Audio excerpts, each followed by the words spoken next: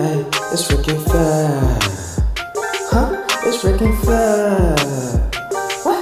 It's freaking Fab. It's freaking Fab, breaking balls, takes me off the walls, talking all that shit that make you wanna get involved. Ain't no ball. Rick and Fab, no ball. Look, when you wanna talk ball, tell me who you call. I know it's Rick and Fab, got it all, ain't no ball. Look, Rick and Fab, no ball. Yeah.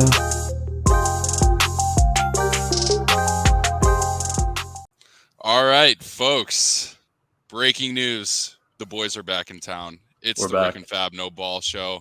It's episode... What episode is it? 7? 7, right? Yeah, I think it's 7. Episode 7 of Rick and Fab No Ball. We're back. Your boy's on vacation right now, but truly there is no vacation from the podcaster life. I'm excited to be back in the studio with the boys. Might have to bear with me with some internet here. I'm up in Bumblefuck, Michigan with the family for the week, if you can't tell from my nice sunburned tan. Yeah. But yeah, excited to be back, boys. How we feeling tonight? I feel great. There's so much we need to get into. So much has happened. I mean, we haven't talked since the draft, which was almost 2 weeks ago. So much shit to get into. I'm super excited. A lot of ball to talk tonight. A lot of ball. Yeah.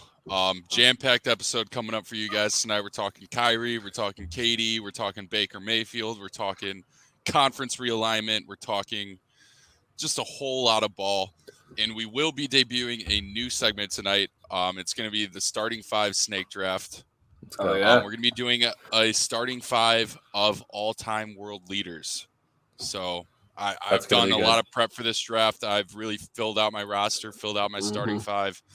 I'm really excited for this one. I think it's going to go off the rails fast. Yeah, this is going to be a wild one. I'm doing great. You know, it's good to be back in the saddle with the boys. I can't believe draft night was already like 2 weeks ago. We've been slacking, but we gave it our all on draft night. What? That was like a 3+ hour show. We needed a bit of a rest. We deserve some time off. We deserve some time off. But we got some like regularly scheduled programming coming for you guys. We're ironing out the kinks, but we'll announce that very soon. For just so you know, on a schedule when you can find us, we'll be going live and stuff like that. But yeah, I'm pumped, guys. A lot of ball to talk, and I can't wait for this draft. Yeah, the thing about it, what people don't realize in this podcasting game is you always want to leave the people wanting more. And we came out of the gates hot. We really found our stride early, and pretty much from the jump, we were the best ball podcast around. So, had to take a quick step back, make the people realize what they're missing. And yeah, we're back. Excited. So what are we getting into first here? We got to talk Kyrie. We got to get right to Kyrie. Kyrie. What's going on with Kyrie?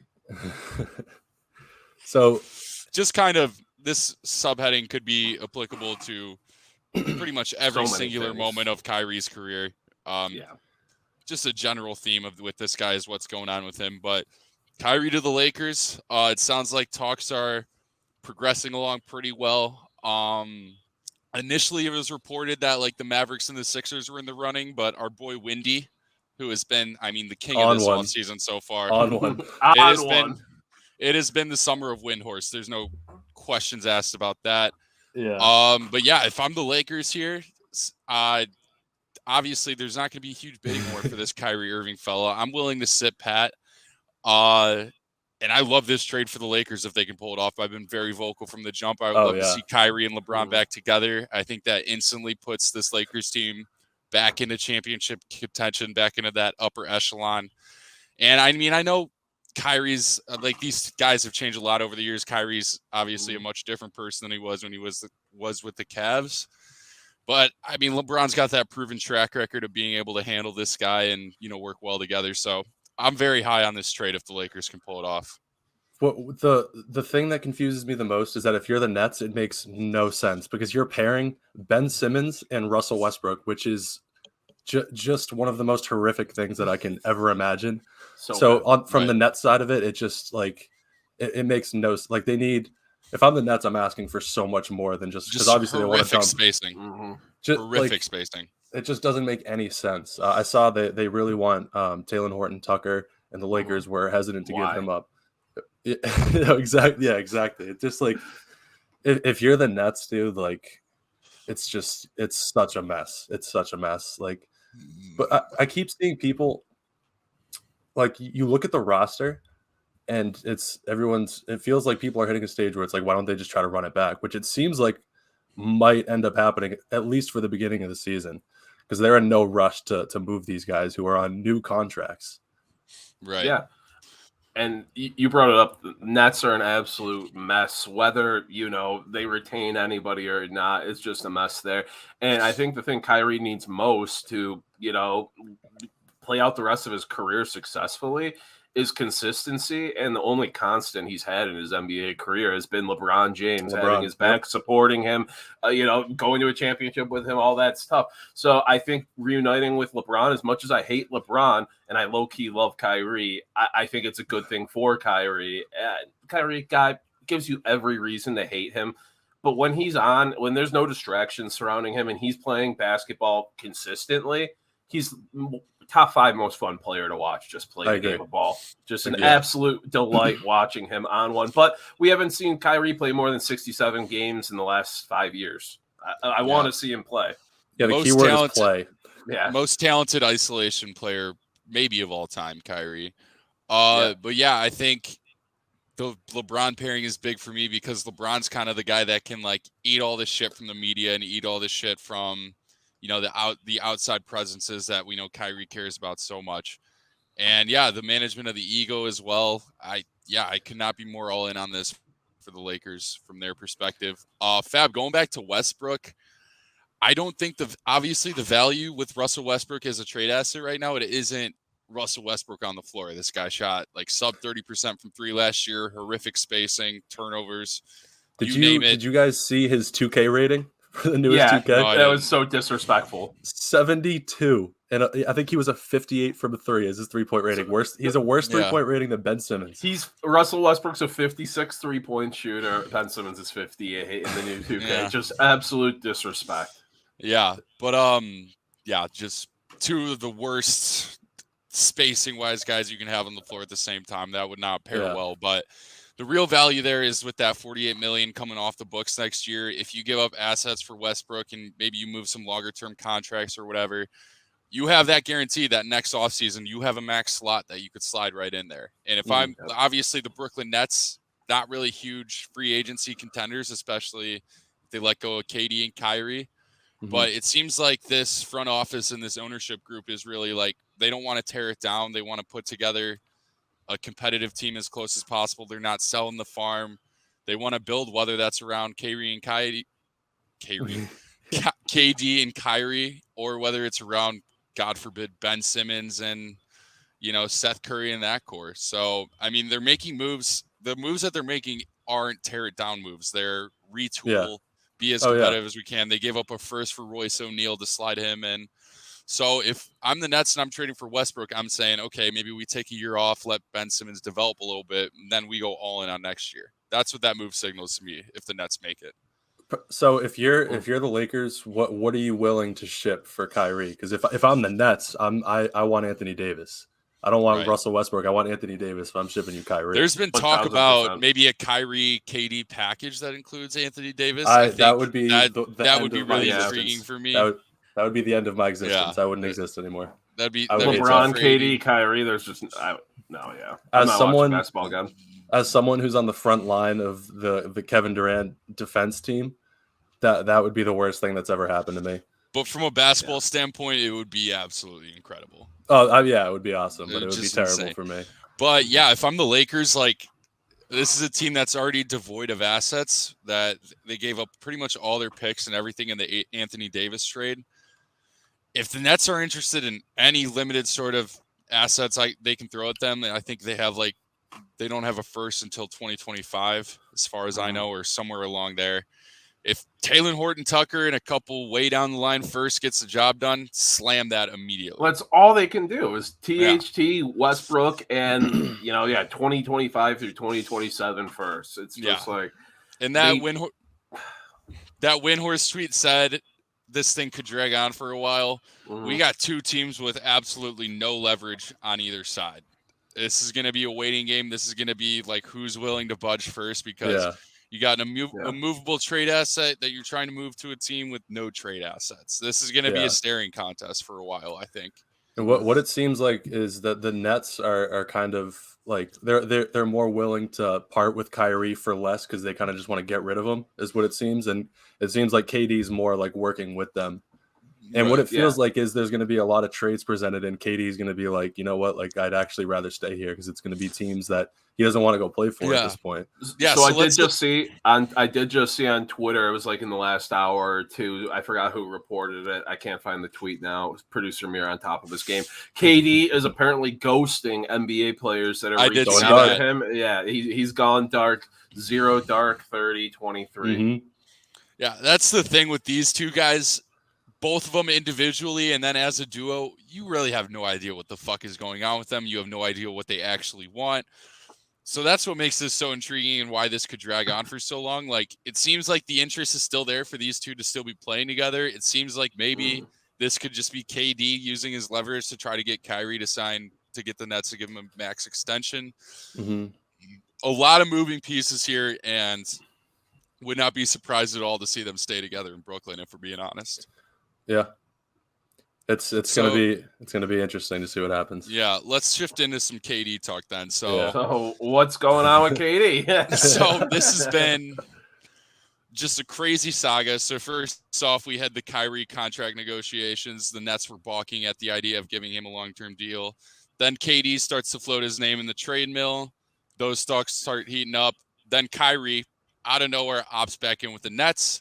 We think, oh, these two are safe. And then after that, KD demands a trade. Like, just really weird timing on it all. That's why I said I wouldn't be surprised if this is just like a move to try to get Kyrie a long-term deal from the Nets. But I don't know. It seems like they still want to play together. And if Kevin Durant's going anywhere, it's going to absolutely gut that team, whether it's a first seed like the Suns or who's the first seed out? The Heat. Or whether it's like a bottom feeder, I don't know. But if you want to compete now, the Nets are putting a solid roster around you. And if you want to win with Kyrie, Nets got a solid roster around you. And it seems like that's the best place for them to do it if they still want to play together. I could be misreading this situation, and KD is like, get me the fuck out of Brooklyn. I don't want to play with Kyrie again. This guy's a head case. Yeah. It's interesting. I think that low-key might be it. I also think so, too.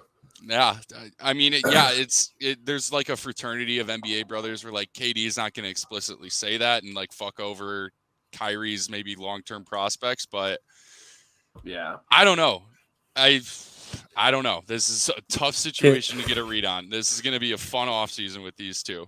I also want to shout out Nittany Bryan, our guy, and any other Nets fans listening, because just Nittany Bryan. That's the only Nets fan. That's true. I don't know any other Nets fans. Nittany Bryan and the other 4 fans of the Brooklyn Nets out there. Our thoughts are with you.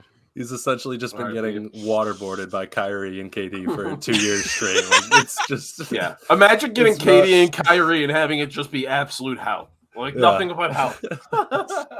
I wish nothing but the best for Nittany Bryan. And this his is boys. definitely not the experience. This is definitely not the experience that all 5 fans of the Brooklyn Nets signed up for.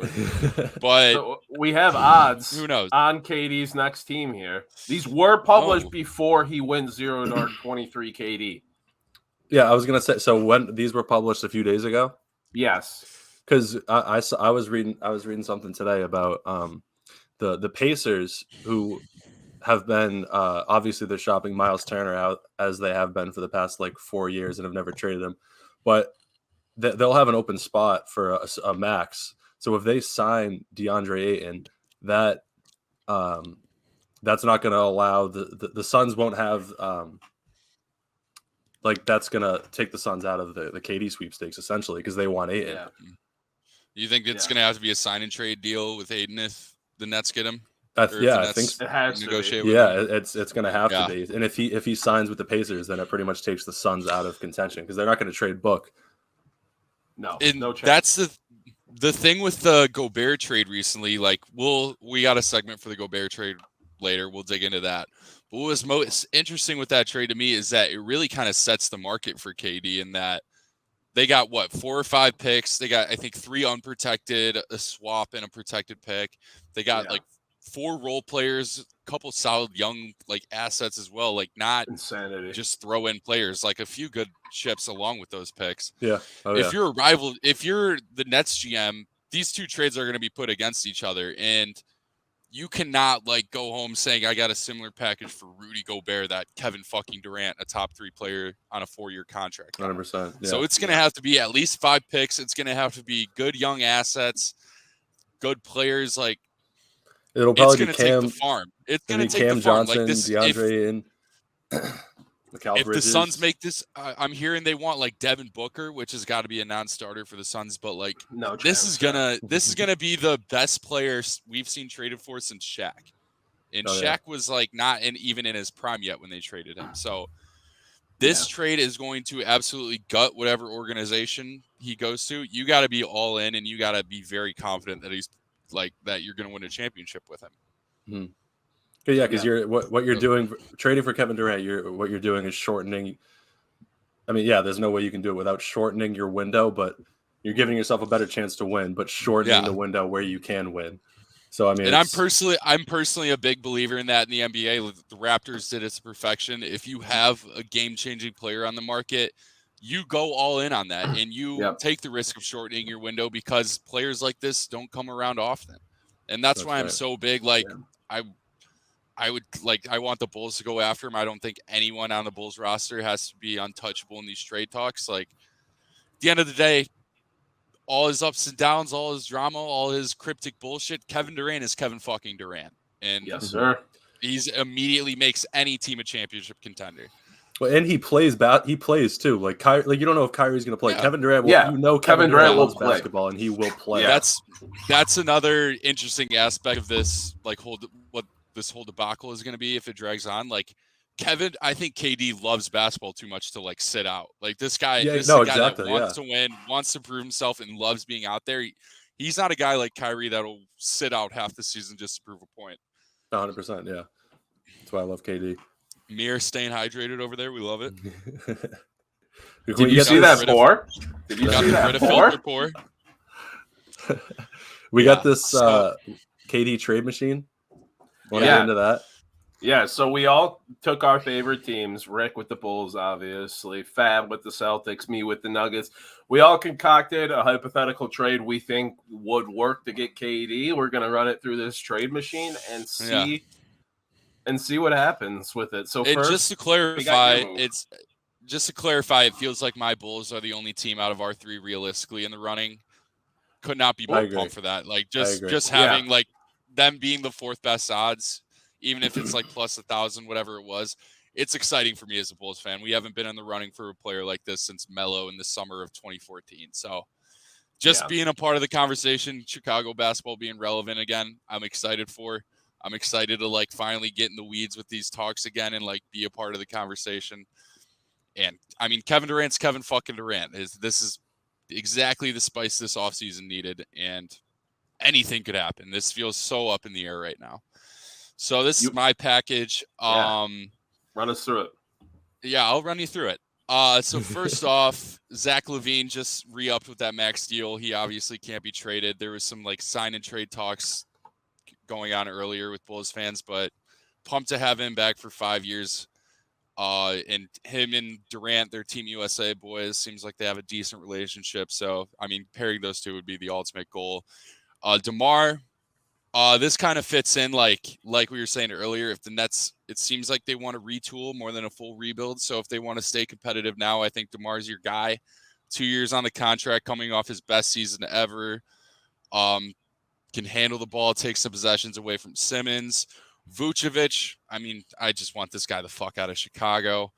But I mean, looking at it on paper, like if you're going to start a lineup with Ben Simmons, you have to get your spacing somewhere. Vucevic is a center that can clip it from 3, kind of struggled. Numbers fell off a bit from the perimeter last season, but good shooting center that can, space the floor for the Nets if they're looking for that. And only 1 year left on the deal. So, I mean, if you want a good expiring trade piece, that's there. Patrick Williams, the Claw. This is the most heartbreaking guy to see go. A lot of Bulls fans are like talking that this would be like the hang up that would be why they wouldn't do the trade. But once again, it's Kevin fucking Durant. I do think Patrick Williams is going to take a leap this year, and I do think he's going to be a great player. I mean, I hope he does, fingers crossed, but that can't be the hang up if we're going after KD. You can't get a guy of that caliber without giving up, obviously, high-value assets. So I'm willing 100%. To do that. Kobe White, I mean, his stock's never been lower. I've been trying to trade this guy for what feels like 6 months now, but, I mean, gives the Nets some scoring. I don't know. Maybe we can dupe Josiah into taking that. I don't know. What's really gonna hamstring the Bulls here is the pick situation. Our picks are looking pretty dire. We gave up a couple in the Vucevic trade, which, I mean, obviously stinks out loud. There was like the Lonzo and DeRozan sign-in trade that like we had to give up a first or two in that. But you have 3 first-round picks next year, though? That's the Nets. Not the Bulls. Yeah, the Bulls would be giving up their 20. So we don't own our pick next year. We have a lottery protected pick from Portland, which obviously that's a tough scene trying to trade a protected pick for Kevin fucking Durant. Yeah, I think we could do like 2023 Nets pick or 2023 Portland pick. I think we could give up ours on like 25, 27. There's that weird Stepien rule, but whatever amount of picks it takes, obviously you do it to get it done. That was just kind of a starter. And I don't know, like if what's really going to hurt the Bulls if they're in this running is the lack of picks. I don't think we can put together as enticing of a package because of that, especially after Rudy fucking Gobert just went for 4. Are you ready to run it? Oh, have we not run it yet? Is this happening live on camera? This is happening live. They're run it. We don't know the results. These are all our hypotheticals. They're on the phone right now. Let's see. Here we go. GM Rick. All right. Try trade. Failed.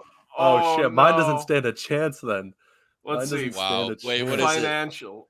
Oh, the Nets aren't able to do it financially. Oh, okay. So it's a salary. That's going to only take back 55.2. Oh, so it's too good of an offer. You need to cut $9 million. You gave him too good of an offer. Throw in Joe Harris. Throw in Joe Harris because they're trying to dump Joe Harris. I like that a lot. Let's see that. I like that a lot. They're trying to dump Joe Harris' salary. Wait, is Joe Harris on? Where is he? Wait, why is you're looking at the Bulls, brother? Joe Harris. I was gonna say Goran Dragic. This is confusing. This is it. Boom! You got it. Let's go. The Bulls would be minus 6 wins, 54 minutes a game. We get worse. Projected. We absolutely do not get worse in that trade. You're smoking crack if you think giving up like the only guys that got like Vucevic and DeMar are kind of the only like starter like key pieces leaving. That's bullshit that we're getting worse. But Jerry Reinsdorf, give me a call. I'm happy to take over operations whenever. I'm happy to get this trade done. I'm a basketball genius and I know ball. So welcome to Chicago, Kevin Durant. I love it. But yeah, I don't think even that package gets it done. I think we could do more than like the Suns and the Heat are willing to do in terms of players, but yeah, those picks are really where we're going to come up short. So fingers crossed, anything can happen. Right, because that's the thing. Because KD's got 4 years on his deal, so like you make you throw these trades together as a fan of your team, and then you ask yourself, like, if I'm the Nets, am I doing this? And most of the time, your answer is hell no, because it's Kevin fucking Durant, like you said. Yeah. So obviously, we'll see that come to fruition with my. I think we're going to see the Nets. The Nets are just going to drag this thing on and hope KD realizes like this is the best chance for him to win with Kyrie. Honestly, though, like you said, Bulls have like the best chance of actually getting Kevin Durant, not because they have the assets, which they do, but like just betting wise in general, the Bulls are kind of primed to make a move like that. Feels like Chicago's wanted that guy since Jordan. I mean, you're getting him near the end of his career, and he's not Michael Jordan, but still, he's Kevin Durant. So that it's interesting. Those pieces you're moving, they make sense. But all right, let's get into Fabs here. Yeah, Fabs is interesting. That's for sure. Well, so here's the thing. Let me explain mine before I tell you it. If I'm Brad Stevens, This is like in fantasy football when you throw together 5 shitty players and just hope the other 3 guys you just picked up off the waivers. Well, there's two things to preface mine. This is where you throw 5 flex players for Cooper Kupp and hope it goes through. So at first I didn't realize we were doing an actual trade machine, so I was going to offer the statue of Red Auerbach outside the Garden and also the parquet as part of this trade. But so if I'm Brad Stevens, this is what I'll call Josiah and I'll offer this, and if he says no, I'm saying okay, then we're good on KD, because they obviously want Jaylen Brown. If I really don't believe the Celtics are in on Kevin Durant as much as I've seen reports of it.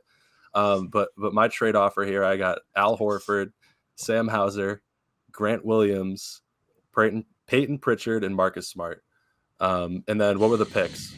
So you texted me it was picks 2023 through 2028. He just gave like a 6 all the first round picks. No. Yeah, I only did one picks. For now. I mean, I'll stack it up if you want me to, but you might be good, right? I don't know. Well, we don't have we just traded our 2023 pick for Brogdon, so we have I think it was 2024 through 2029 first round picks. So 5 first round picks. Our next 5 after 2023 first round picks, along with those players. So that's really where the deal is they pretty much own our first round pick, which likely won't be a great first round pick. Hopefully for the next 5 years. Yeah. Right. So I saw reports that like Jaylen Brown was gonna the Nets would want Jaylen Brown, and I know we just talked about like you don't want to worry about extending your window. And like you want to go all in for this. That's a lot different if you're like a team that's not in the playoffs, a team with like a lot of like maybe OKC, I don't know, a team that you feel like has like a 10-year window that's just starting, or if you're the Bulls where it's a playoff team that just needs to kind of get over that hump and maybe you're shortening like a 5-year window. This Celtics team is a sure thing. Like we just saw them go to the NBA Finals with this core. Like it's a lot different when they've got there and proven that they can get there. That's like a core you want to keep together in a window that maybe or probably isn't worth like sacrificing the farm for KD. Like that's where I think the Celtics differ. Yeah, what it would take to get Kevin Durant realistically, it would take Jaylen Brown, it would take Marcus Smart, and they probably want Rob Williams too, honestly. Yeah. And it just makes no sense coming off of a finals run with a team as young as this to just ship everybody out to go get Kevin Durant. Like it just doesn't make any sense. And I'm the biggest Kevin Durant fan in the world, and I still I want to see him go to the West. Wait, that's all I care duck about. Duck a little bit. Let's see that jersey behind you. Right. Yeah, right KD here. guy. There you go. Big KD guy. You can't tell the story about KD without mentioning Fab Melo Hall of Fame. This guy's been in the trenches. Lead green Fab. The only thing that I care about is that KD goes to the West, and it's preferably not the Lakers. Like I want him to go to the Suns. I'd be happy if he went to the Suns. If he goes to the Warriors, dude. Yeah. All right. Fuck me, I guess. Well, I need him out of the East. I need him out of the East. If he goes anywhere in the East, bro, just then get him out. Yeah, he's got to be out.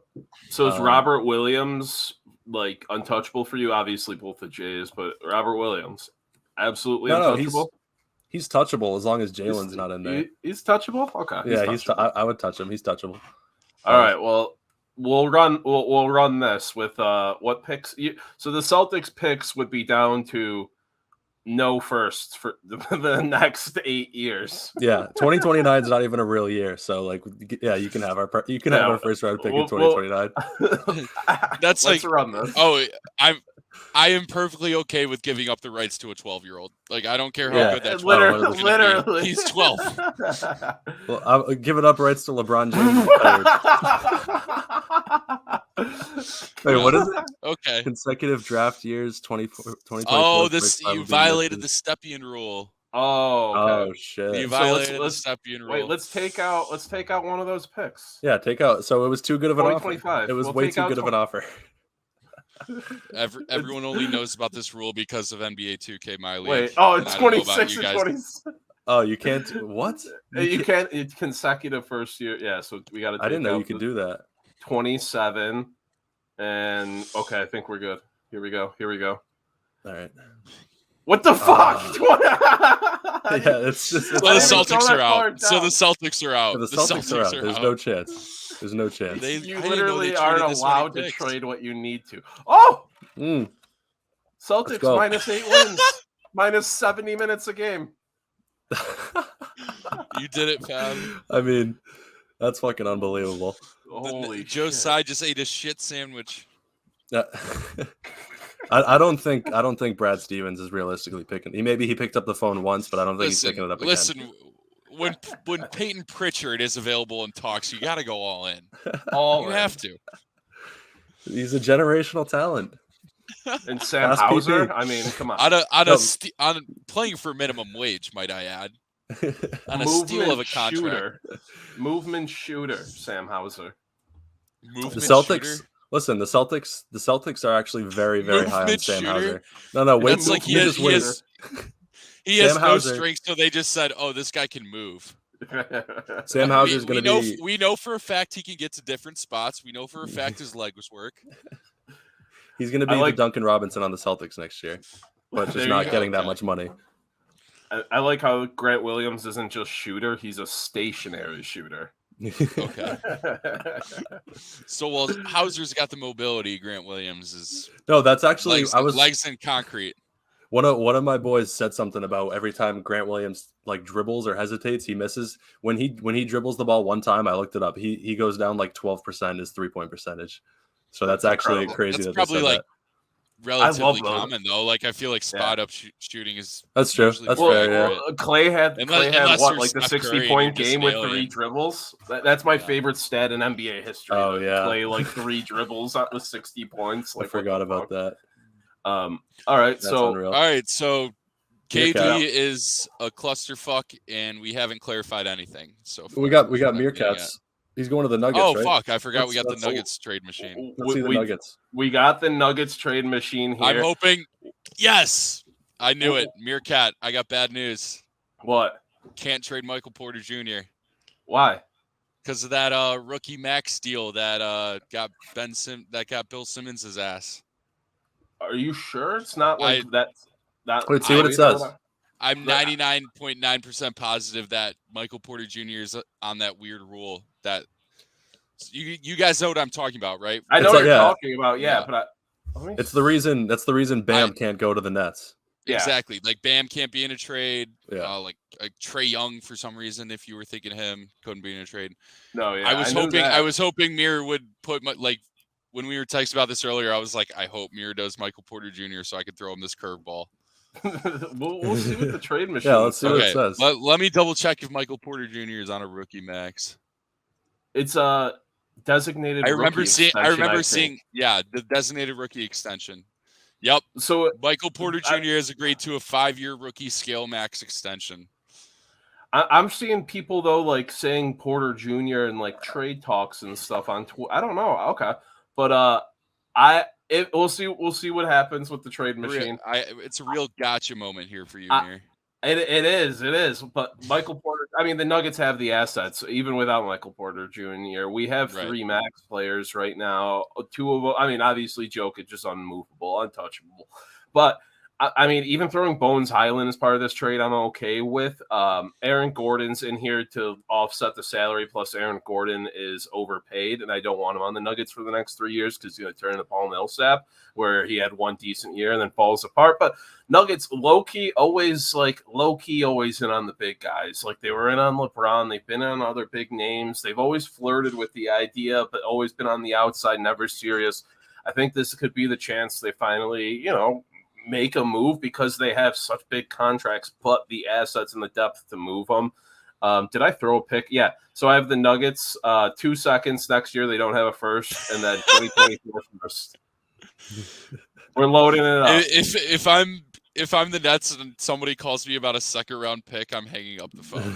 You're just throwing them in there. Just toss them in. You're getting a guy, Michael Porter Jr., who, when his back isn't broken, is a very similar player to Kevin Durant, just not as good. And Aaron Gordon is a good player. He's not great.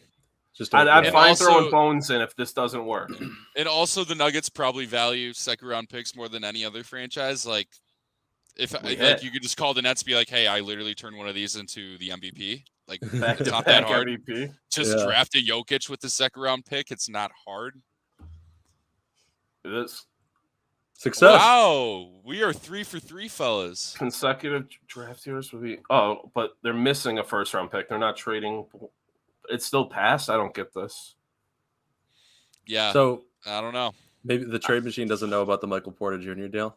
And this trade machine might be dumb. I don't know. This is the NBA trade machine doesn't let you do picks. That's why we pivoted.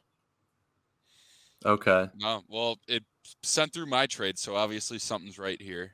Obviously, this is shout out to Fanspo. New sponsor of the show coming up soon. Sponsor the podcast. Yeah. Shout out Fanspo. I'm not sure what's taking so long with these trade rumors because we literally just tossed together 3 trades that work like willy-nilly. So expect Katie and Kyrie both to be moved. Yeah, so it's a clusterfuck. We just talked about it for a half hour, and I don't think we provided any clarity whatsoever. So no, we'll see what these guys decide to do. I think anyone's guess is as good as anyone's, unless your name, of course, is Brian Windhorst. Then you got your finger on the pulse. Yeah, Windy's all over it. Windy. All right, Summer Windy. What do we got next? We changing gears here. Different ball. We're changing gears. Going to another ball before we come back to this ball. New ball. Let's go. Baker Mayfield is free, or is he? For a 5th round pick. I cannot believe he's only worth a conditional 5th. I'm buying Baker Mayfield stock early and often this offseason. It's apparently at an all-time low. He's coming off a bad injury, like that shoulder. And I know he played through it, but that's something that like sticks with you, his shoulder stuff, especially for a quarterback. And if he plays well, then you got to pay him. And you're going to pay him a fuck ton of money. And you only had him for a year. It's a smaller sample size after everything that happened. It could be sketchy, but you're going to have to pay him heavily. I think it's a decent, why not kick the tires on it, throw the 5th round pick for the Panthers, but you're just fucking over Darnold. You're saying, all right, we have no confidence in you, which they should. Yeah. And my boy PJ Walker, not getting the respect he deserves. Yeah. What about, so the Panthers seem to be just keep running back this play of just get a vet minimum guy who used to be high potential but now sucks. Last year was like the third guy. This is like the third guy they've done that with, and something's not working here. So are we forgetting about Matt Corral? Do we have no hope in Matt Corral? I do like Matt Corral too. Yeah. Like their quarterback room is kind of stacked right now. Well, mediocrity. I mean, according to Rob Ninkovich, he says that Sam Darnold's going to be the starter, which makes absolutely no. If you trot out Sam Darnold week 1 as your starter, I mean, after drafting Matt Corral, that's Matt Rule saying I don't want to have a job anymore. Who's the OC? Who's the OC in Carolina? What's his name? Ben McAdoo. Oh, is it McAdoo? Yeah, dude, that Giants head coach. So that press conference, great landing spot for Baker. He had a press conference like a month ago, and he was like, "Yeah, Sam Darnold is our starter." And then like 20 minutes later, he had to apologize and be like, "Yeah, I probably shouldn't have said that. Like, I shouldn't be naming our starter like 7 months before the season starts." Like, no shit, dude. Like, Carolina's an absolute dumpster fire. Does Sam Darnold have the locker room though? Is he their guy? Because we saw the comment from Robbie Anderson, and then he had to do. The team must have trotted him out because he did a press conference a few hours later where he did not want to be there, and they were like, "What did you mean by that?" He's like, "Nah, it's just." We got a quarterback. He's like, I got a quarterback, I got a guy I've been training with. So Darnold, fucked. I don't know. Panthers are fucked. Yeah, for people that are listening, it's a post just saying that the Baker Mayfield's most likely landing spot is Carolina, and Robbie Anderson, who is probably the best. Yeah, he's the best wide receiver in Carolina. Comments just no with a bunch of O's. Big disrespect to Terrace Marshall Jr. Yeah. Oh yeah. Okay. Is Rick here? I think Rick's for me. Here. Oh yeah. Okay. Wait, am I lagging? No, you're good. I think I'm lagging. You're good. Am I good? We can hear you. Okay. So I think for me, a big part of the reason why I'm such like a Baker Mayfield guy and why I'm like so in this guy's camp is I'm a jaded Bears fan, and I know MereKat, you used to be in the trenches with me here, but I think a couple years of MVP God level play at quarterback has made you forget your roots. Yeah, and then obviously Fab, this fucking entitled shit over here, has spent his entire life watching the GOAT. Yeah, wait till you see Mac Jones. Moving on to the young. Let me finish. Moving on to the young GOAT, Mac Jones, the second best quarterback from his draft class. And while I do think Justin Fields is our guy, I do think Justin Fields is the guy. I've spent my entire life watching aggressive mediocrity at quarterback. So I look at Baker Mayfield. I see a guy who's completely embraced like the city of Cleveland, embraced the Browns culture in a way nobody in our lifetime has. Like nobody ever in our lifetime has shown as much enthusiasm for the Browns and to be a Brown and like be a part of that city than Baker. Guy who took him to the playoffs. Guy who he won Rookie of the Year, did he not?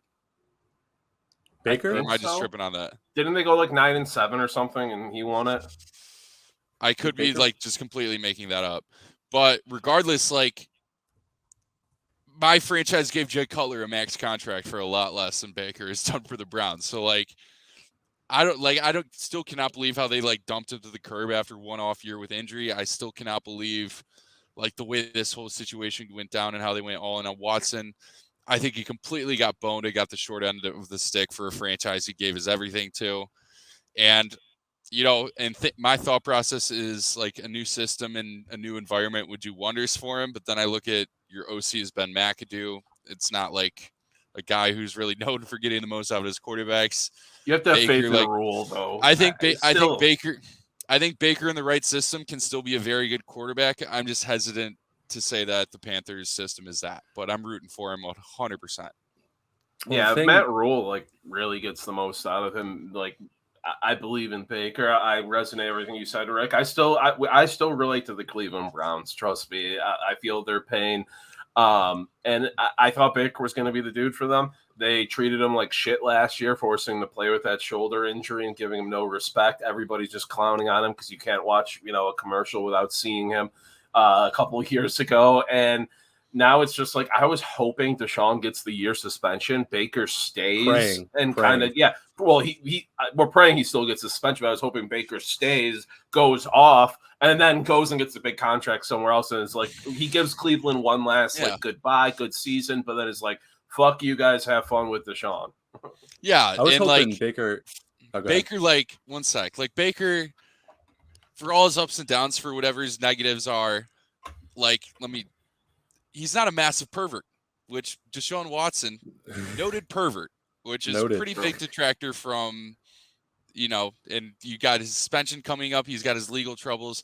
Personally, I also want to see him suspended for a year. I don't know. You can have the argument about the legality of what he was doing. Like, I personally think the guy should be locked up, but you can argue that.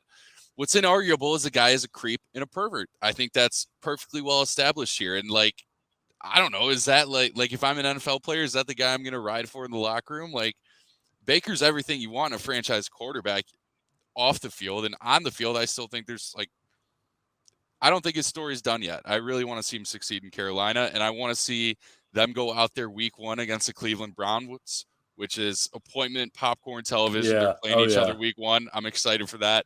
I would love nothing more than Baker to win that job and put 4 touchdowns on him that week 1. I was really hoping Baker would end up in Seattle. That's what I was hoping would happen. It's like I don't have a ton of faith in Matt Rule as a coach, but I mean Baker. The Browns had such a good running attack. They have a really good running attack. Right. I was going to bring that up. Even with Christian McCaffrey, who's one of the best running backs in the league or whatever, even though he never plays. Like, so he's going to a worse running attack, I mean, would you say the Panthers have worse receiving core? I mean, probably than what he had in Cleveland with OBJ and Jarvis Landry. Yeah. I mean, I would love to see Baker succeed in Carolina, but I have no idea what's going on down there. I mean, that QB room is a mess, like you guys said. So much of QB play, like more than people want to admit, so much of a quarterback's success comes down to scheme, comes down to coaching, comes down to the weapons around him.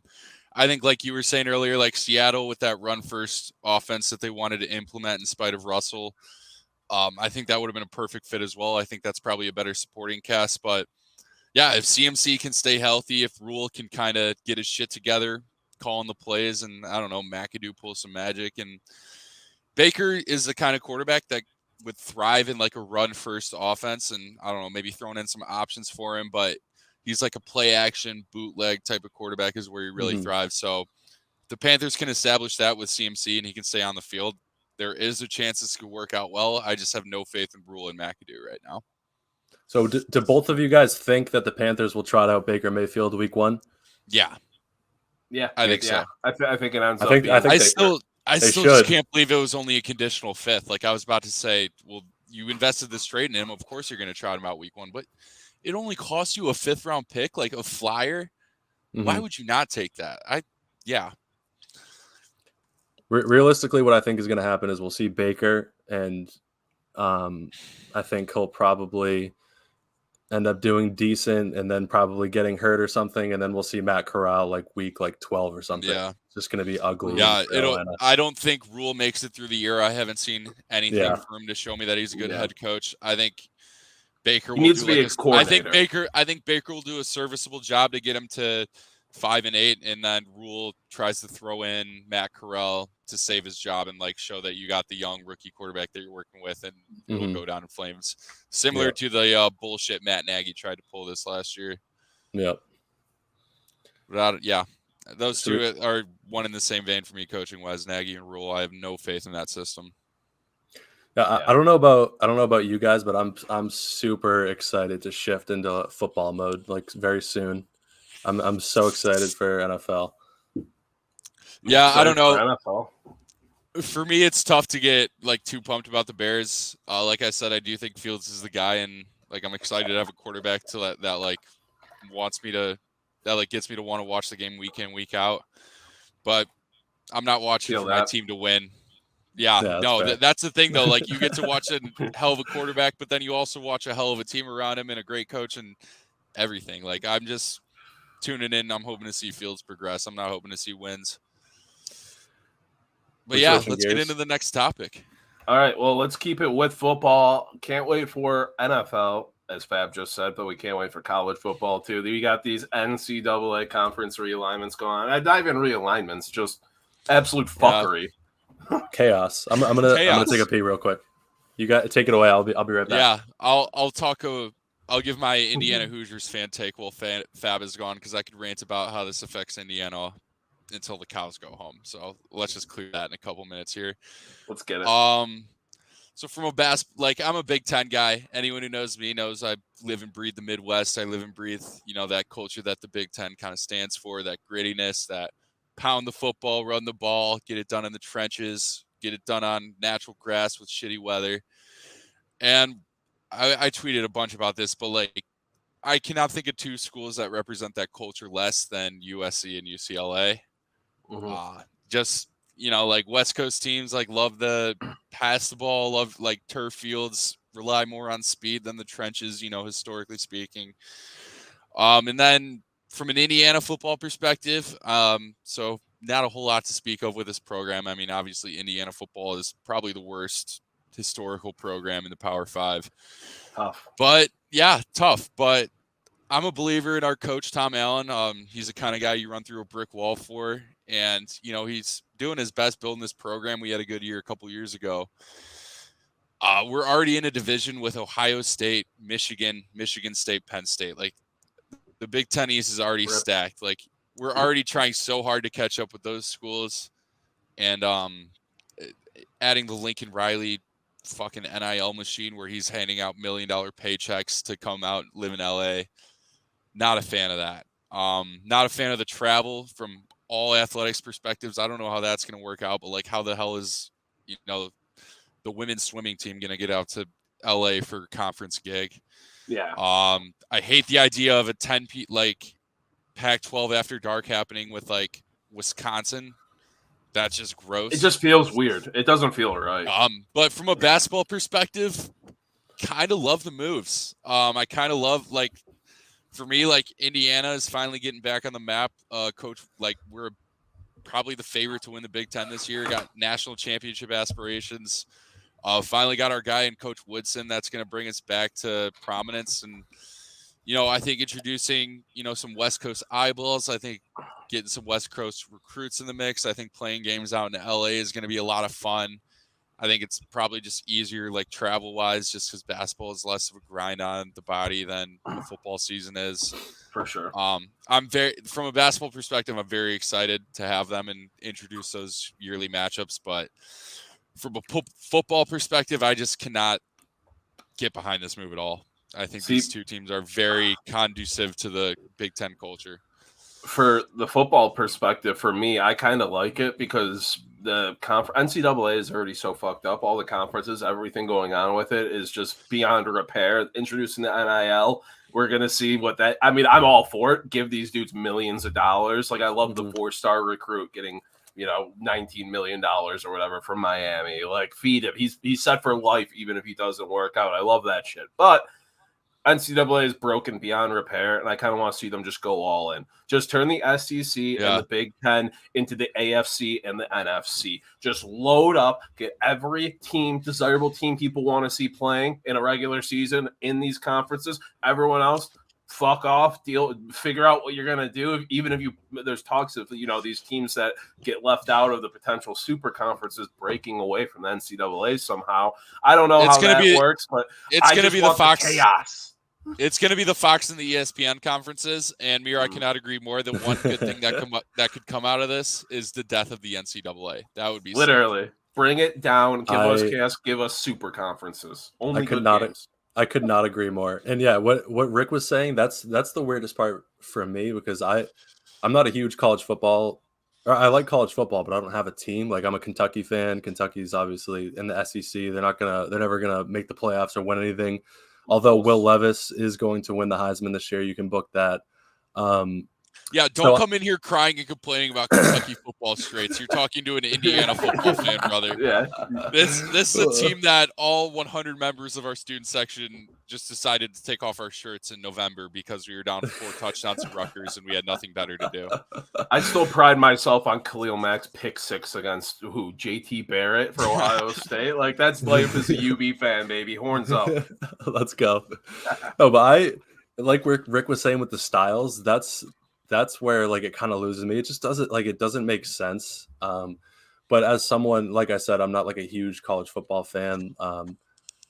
I just kind of root for chaos in general. I'm very pro player, so I love that the players are getting paid. But in general, I hate the NCAA. Very pro player. So I just kind of root for chaos. So, and it seems that that's exactly what's happening with college football. Yeah. I have no idea what it's going to look like going forward. What I really want, what I think would be sick, would be like a relegation system, which would never happen. But I think that would be super cool if they like figured something out like that. But what I'm most worried about is I think Bill Walton might just die with the Pac-12, because the Pac-12 is toast, and I have no idea what's going to happen to Bill Walton as a result of it. It's tough. Like, are we gonna see Bill Walton on Big Ten games? Big Ten Bill. Like, bring it on. Big Ten Bill, market it. Let's get the copyright on that. Make them buy it from the podcast right now. It just doesn't make any sense. It's gonna be fucking weird for like a year or two. But I was listening to Ryan Russillo talk about it today. Like, it's happened so many times in the past. Like, over the past 30 years, it's just been happening. And like, when Rutgers joined the Big Ten, or they're in the Big Ten, right? Rutgers, right? Yeah. Like, that was weirdest. Like, everyone thought that was crazy, like, at the time, but it just kind of becomes normal. Yeah. You get used to it all, right? But yeah, I mean, So as a Big Ten purist and as a child of the Midwest, I hate the move. But as a agent of chaos and a fan of the players and just like the general absurdity of college football, like Fab was saying, I'm interested to see how everything kicks out and everything, falls into place. I'm just pro SEC, and I know SEC is still top dog, so that's all I care about. SEC Big Ten, baby, take it all over. It just means more. Just means more. We shifting gears back. We're shifting gears back before we get into our big free agency talks. We got some shit to cover, that's for sure. Do we got a Rudy segment? Thank God. You wanted it. I took it out originally, then you made sure it was back in. We got just Rudy segment. We have to talk Rudy. You want to take it away, Rick? We might have lost Rick for a second. All right, we lost Rick for a second, but for the people at home, and if you live under a rock, Timberwolves get Rudy Gobert, giving up Malik Beasley, Patrick Beverly, Leandro Balmero, Walker Kessler, 22 pick in this draft, Jared Vanderbilt. Yeah, you're back. And then 2023, 2025, 2027, 2029 first-round picks with a 2025 pick swap. I mean, just an absolute mortgaging. So yeah, I mean, if Danny Ainge does one thing, he wins trades. Yeah. Oh, you're back now. You're back all the way. Can you hear us? I'm We back. might have lost him again. I keep hearing the back. Okay, there we go. We're good. We're good. Actually back. Hello? Yeah. We can hear you now. Okay. Yeah. I think you're good. Talk to us about Rudy. Fab. I don't want to interrupt. No, I was just gonna say. Okay. If I don't want to. No, you go first. You go first. Let's hear. I want to hear your thoughts on the Rudy. Connection is thrown off all chemistry. So my initial first thoughts were just a huge sigh of relief that he wasn't going to be a Chicago Bull. That kicks ass. I love that. Yeah. I honestly think I'm at a point where I've hated and ragged on this trade so much that I think I've kind of done a full 180 and sneaky love the trade. I don't know. I can feel that. I don't know. Yeah. I don't know. Karl-Anthony Towns never been a pure center. If he can kind of stick up with the fours and Rudy Gobert bails out his weaknesses, I don't know. But just an absurd price to pay for Rudy Gobert. Absurd. 5 picks for Rudy fucking Gobert. Are you kidding me? Ridiculous. I don't think this 2 Twin Towers lineup is something you can run sustainably in the playoffs. I don't think Rudy Gobert inherently is a guy that has that dog in him in the playoffs and like can stay on the floor. You put these 2 slow guys together and I don't know. Then not great for me if I'm a Timberwolves fan, and this is not a guy worth levering the future on. Absolutely, at the bare minimum. Yeah, and so our guy Fuckery, obviously, like I saw his Snapchats the day of the trade were awesome. On one with the content, Fuckery. So I tweeted like something about Rudy, like not even like anything inflammatory, which I did have some hater tweets, but I was just like, all 5 first-round picks for Rudy Gobert, and he just replies, "Fuck you." But yeah, my heart goes out to Fuckery and all of Timberwolves Nation out there. But so I kind of did a similar thing to as Rick. I mean, we've been outspoken on this podcast about not being in on Rudy Gobert whatsoever. I was saying earlier, one thing Danny Ainge does is he wins trades, and not only wins trades but fleeces other teams in trades. If you're a Timberwolves fan, Chris Finch has been he's been with teams that have run the 2 bigs lineup before. It hasn't really worked, but I mean he hasn't had 2 bigs the caliber of Karl-Anthony Towns, who I don't like, but I mean he's a good player, and Rudy Gobert. I think what we're going to see is this year with the Timberwolves, they're going to be really good in the regular season. They're going to have a really good seed going into the playoffs. I think they're going to be better than they were this year. They're going to make it out of the first round, but I think it'll be. I mean, if you're the Timberwolves and you make a Western Conference Finals this year or next year, I mean, is that a win? Is that a win? Or I mean, I think it's just like a win because you're going all in on Ant, and running the 2 bigs lineup is interesting. You got Gobert, a guy who dunks more than anybody else, and you got Karl-Anthony Towns, a guy who shoots more than anybody else for a big man. I mean, you got the yin and yang there. It'll be interesting to see, and I'm just all in support of. I hate a Western Conference contender getting stronger, but I love seeing guys like Anthony Edwards get the reinforcements they need to succeed. Yeah, and the Timberwolves, like, they got a lot of length in this lineup, and they do have better like perimeter defenders than the Jazz. I mean, the Jazz, like, their best like starter defensively was like fucking like Bogdanovich. Royce O'Neal obviously mixing off the bench. He was their best guarder out there, but Anthony Edwards improved defensively as the year went on. Who's that other kid they have? I'm blanking on. They traded Vanderbilt. Malik Beasley. They traded. No, they traded Beasley. Why am I blanking on this kid's name? Regardless, they have better like perimeter defenders that can kind of like play more to Rudy's strengths and kind of funnel them into the paint. I do think, Fab, you said they're going to be an excellent regular season team, and then the playoffs are going to roll around, and Rudy Gobert is going to Rudy Gobert. But I don't know. It's an interesting trade, and it's, you know, the Timberwolves have like a bright future with Anthony Edwards, who's going to be one of the next stars in this league. But I think they did need like a shot of life and a big move this offseason that like could kind of get him over this hump, because I mean, Cat's not sticking around forever. He kind of felt like a guy who needed a shot of life, some invigoration there.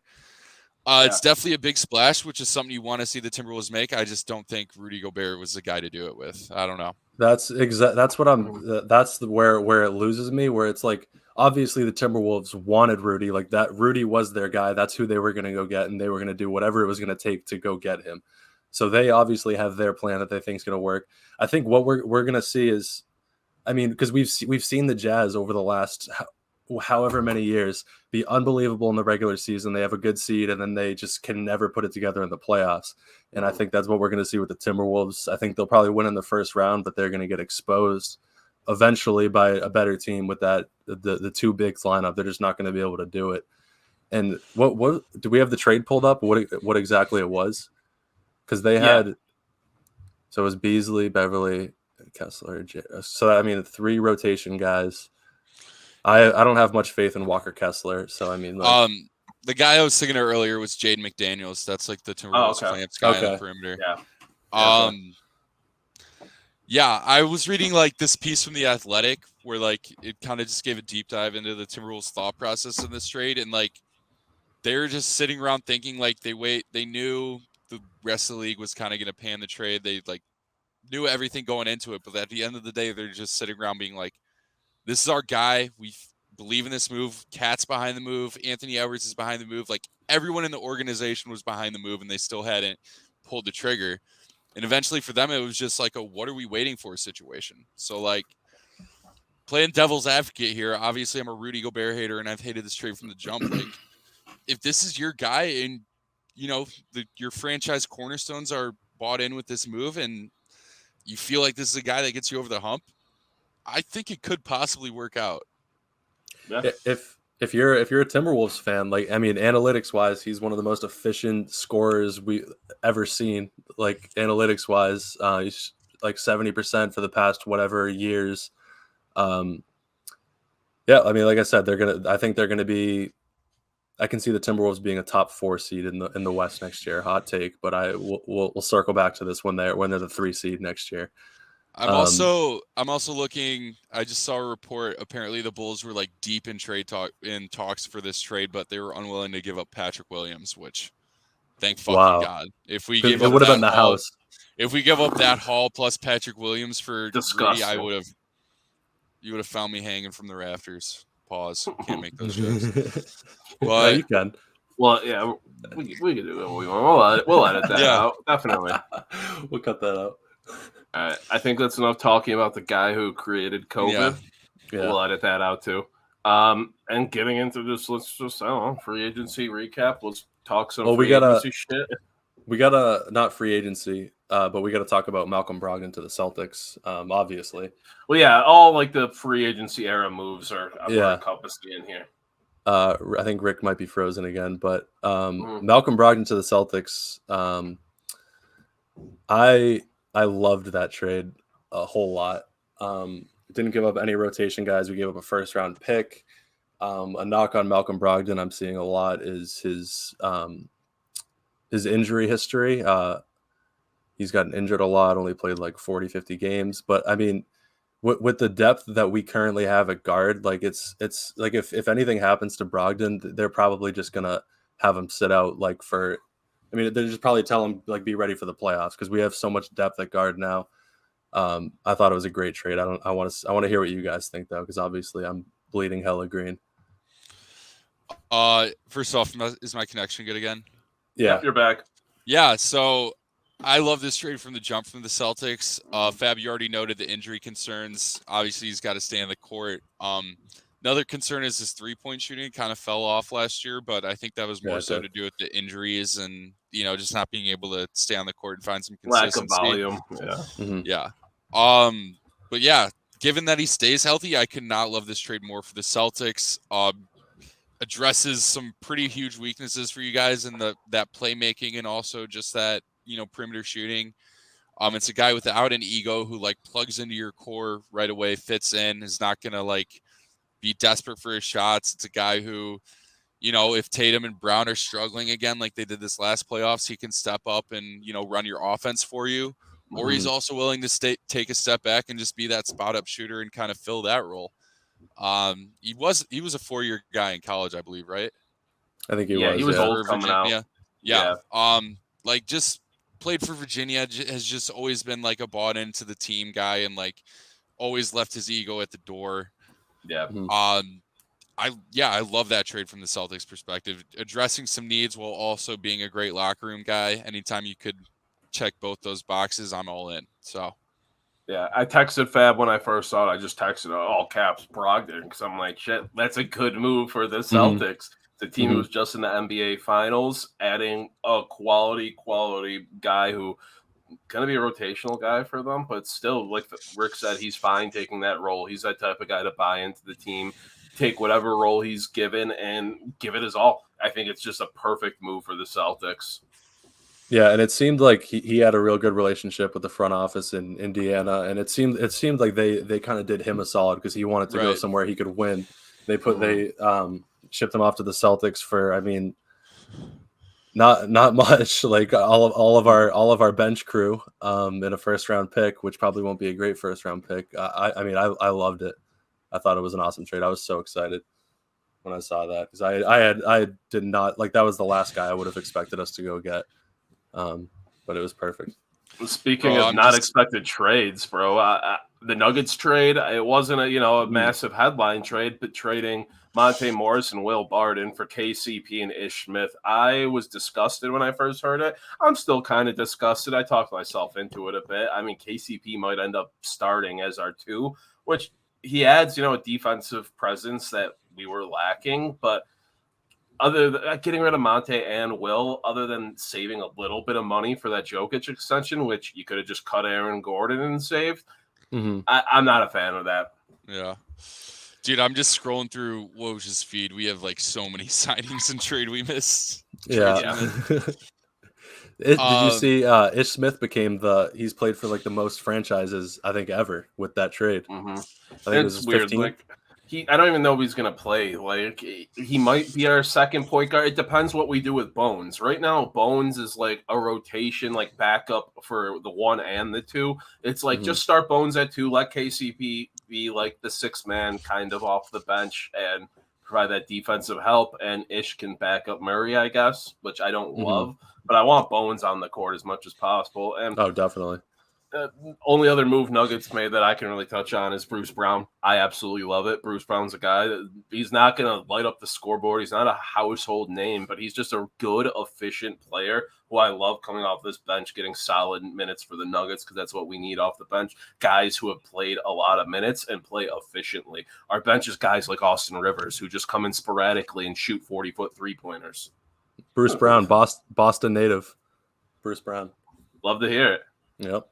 I didn't even realize did he get traded or he was a free agent? He was a free agent. Yeah. It's I think it was 2 years, like 14 million or something. Dude, that's right. Cause I saw the Nets didn't even offer him, which was kind of crazy. Nets fans were pissed. Yeah. That was kind of crazy to see. I was surprised to see that the Nets didn't even give him an offer. I was hoping he would come to Boston. Yeah, 2-year, $13+ million deal with the Nuggets. I'm cool with it. It's a great move. Definitely. Not, the thing that's going to push us over the edge, but I think the thing that's going to push us over the edge is a healthy Jamal. I'm combining their names: Jamal, Michael, Porter, Murray Jr. Yeah, the big three. The big three. Rick, you back? Okay. Am I? Yeah, you're back. Okay. Hey. All right. So we got a few guys agreed to a supermax. I just want to run through real quick. Yep. Jokic, obviously, 5 years, $270 million. Mere, you gotta love that. Locking up. Richest steal in history. Lock him down. Murray and PJ are locked down. Yeah, I mean, no pay the drama, man. no contest or anything. What else he do you loves want? being in Denver. I love it. Give him all the money he wants. He loves being here, back-to-back MVP. Fuck it. Give him everything. Everything. Ja Morant, supermax. Yeah, no notes there. Devin Booker, supermax, no notes. Yeah. Darius Garland got one from the Cavs. Love to see that. That was a great pick for them. He earned Wait, it. Can we go back to Booker real quick? Yeah. Why the fuck is everybody so like all I'm seeing on Twitter is people crying that Devin Booker is on the cover of 2K. Like why is that doesn't make any sense to me. I think he just left a bad taste. He just left a bad taste in people's mouths his last series against the Mavs. It's literally all people. All that matters is the most recent thing that people have seen, and then they just forget everything that's ever happened prior to that. Yep. So yeah, that makes sense. It's just insane the slander I'm seeing for Devin Booker. All right, and then the last guy I want to talk about in depth, and then we'll kind of just speed run the rest of these signings and stuff. the whole Jalen Brunson situation, tampering, yes, but do we like that deal for the Knicks? I'm personally not in love with it. So do you think at any point Jalen Brunson will be an All NBA player? No. I'd say it's like 5% chance. I think he's a very solid third or fourth best player in a championship lineup, but he's never going to be the guy. No. So you think if you're giving out if you're handing the team to somebody, you're handing it to RJ Barrett over Jalen Brunson? Yeah, I think everything I've read says they think RJ Barrett is their guy. Mm-hmm. Yeah. So if Jalen Brunson fits in well with him and that's what you're doing it for, then I kind of sneaky like the trade because I am an RJ Barrett fan. Yeah, I'm curious. I mean, so do we think Julius Randle will probably still be around the season? I saw he might be getting shopped, but if they're just like collecting all the lefties over there, it seems like that's their plan in New York. Yeah, I'm still if they didn't move him already, they're gonna stand pat where they're at now. The Knicks are a non-starter for me until the Thibodeau era is over. Obviously, I love Tibbs.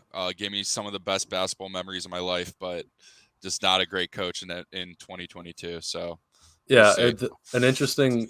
It's actually funny because I fucking hate the Knicks. Before the Knicks championship odds before and after the signing were exactly the same, which I thought was kind of funny. Which obviously isn't like the end all be all the Vegas odds, but it still kind of says a lot.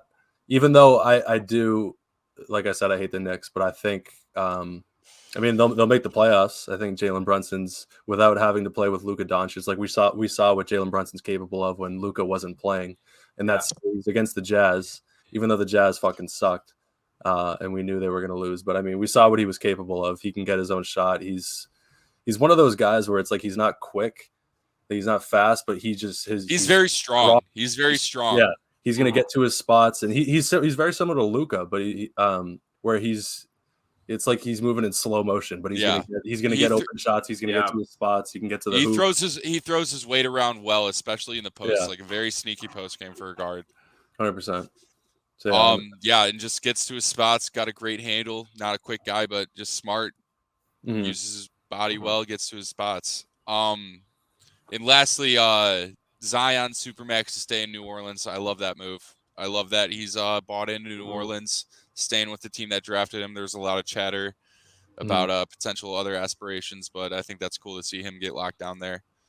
I saw recent evidence, too, that he's overcome his injury. I think Fab first diagnosed him with his injury being fat. It's looking like he's starting to overcome that. The rehab's working. He's looking pretty healthy out there. He's good. Like, he's good. He'll be – we won't see him in – we'll see him, like, beginning of the season, right? There's no reason we shouldn't, right? I believe so. And he was dunking off the bouncy court. People forget he was the most dominant player we've seen in the paint since Shaq. Like he averaged 19.6 points in the paint exclusively, without that great of a jumper to like space the floor, and that's the highest number we've seen since prime Shaq on the Lakers. So this guy's a force, and I don't think a whole lot of people realize it with all the slang. I don't think we're ever going to see a player like Zion again that the entire basketball world is following him and knows about him and watching him from like age 14 till he's in the NBA. Like we were getting Zion viral dunks when he was in 8th grade. It was just so cool. It's cool to see it come to fruition. Grew up with him. We're growing up with Zion. Exactly. Right. We're growing up with Zion. It's just kind of fucking cool. That's how I feel about like Zion and LaMelo. I remember like watching their highlight tapes in class and like seeing them pan out as NBA players has been very cool. Like me and the boys sending each other the new Zion dunk in the group chat. Like, all right, so next segment to wrap up free agency. I'm just gonna scroll through Woj's Twitter. I'm gonna read off like 10, 15 signings. I want you guys to give me a rating out of 10 on how you feel about the signing for the team and the player, and then like 1 or 2 sentences. Keep it brief. We're gonna speed run free agency. All right.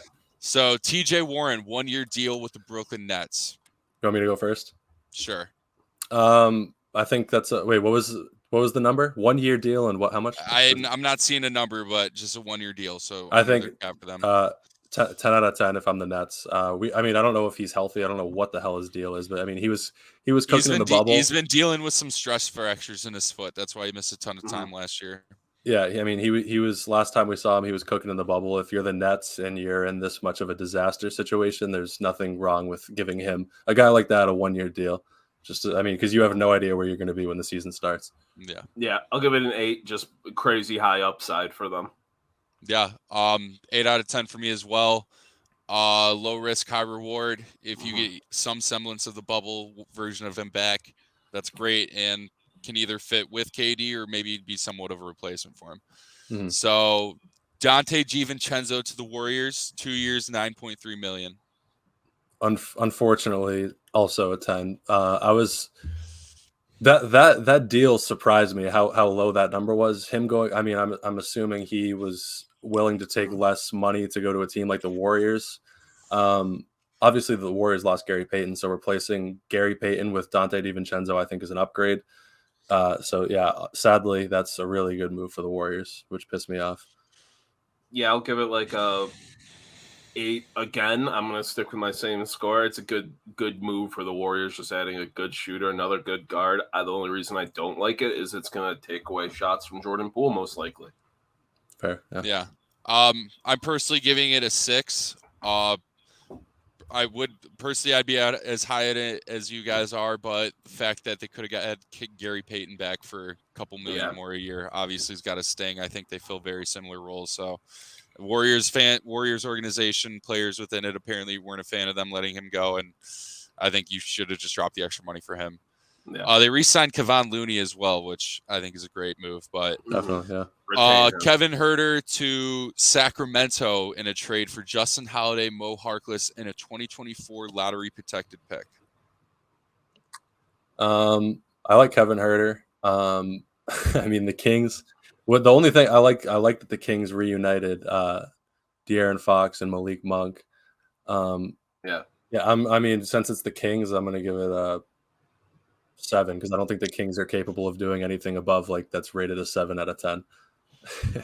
Yeah, I'm going to give it a 7 too. I kind of agree with Fab there. I think it's a good move. It's hard to lose on this move if you're the Kings. You're just adding a good shooter.